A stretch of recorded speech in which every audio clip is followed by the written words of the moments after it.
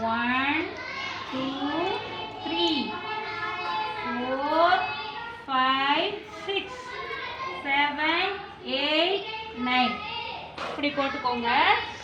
தென் 0 1 2 அதே 2 தான் இங்கே கண்டினியூ ஆகும்.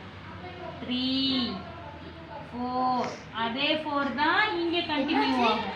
இங்கே 5 இங்கே 6 இங்கே 0 ஆட் பண்ணிக்கோங்க. 70